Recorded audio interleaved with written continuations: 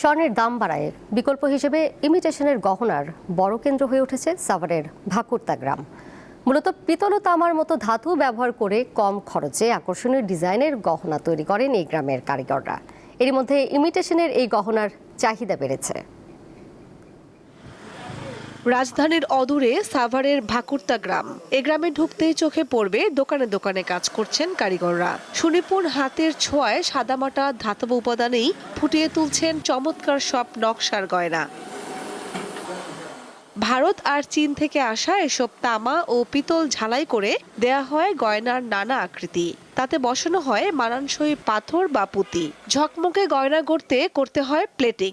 স্বর্ণের দাম 2 লাখ টাকা হওয়ার পরে আপনার এখন আমাদের যে কাজটা, ইমিটেশনের যে কাজটা, এটার আপনার চাহিদা একটু বাড়ছে। কাজ এবং আগের তুলনায় এখন অনেক বেড়ে গেছে, কিন্তু আমরা ওই রকম এখন মজুরিটা পাইতেছি। এভাবেই তৈরি হয় সীতাহার, ঝুমকা, কানের দুল, পায়েল, বাজু আর বালা। নানা নকশার হরেক রকম গয়না বিক্রি হয় দেশের বিভিন্ন বাজারে। স্বর্ণের দামটা বাড়ছে, রূপার দামটা বাড়ছে, বাড়ার পরে আমাকে ব্যস্ততা বাড়ছে।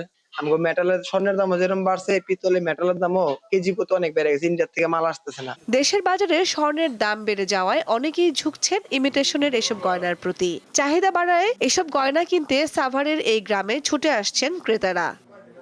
গয়নার মূল উপাদান তামা ও পিতলের দাম আগের চেয়ে বেড়েছে বলে জানিয়েছেন দোকান মালিকরা। আরেকটা আছে, আমাদের এই মাল বাহিরে যাওয়ার জন্য বাহিরের মালের অনেক আছে, মানে চাহিদা আছে। চাহিদা থাকা সত্ত্বেও এই মাল পাঠানোর কোনো সিস্টেম নাই। ডিএসএল এর মাধ্যমে মাল পাঠানো যায় সর্বোচ্চ 250 গ্রাম। এই 250 গ্রাম মাল পাঠাতে গেলে খরচ হয় 3 থেকে 4 হাজার টাকা।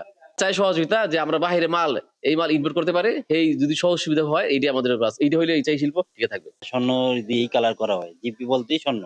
যখন আপনি স্বর্ণের দাম বাড়ে যাবে তখন জিপির দাম বাড়ে যাবে। তখন যদি মালের দামটা হঠাৎ করে বাড়ে যায়, তখন কাস্টমারের সাথে আমাদের একটা দ্বিধাদ্বন্দ্ব তৈরি। সরকারি সহযোগিতা পেলে ভাকুরতার এই তামা পিতলের অলংকার বিদেশের বাজারও দখল করতে পারবে বলে মনে করছেন সংশ্লিষ্টরা। কামরুন নাহার, দীপ্ত, বার্তা কক্ষ।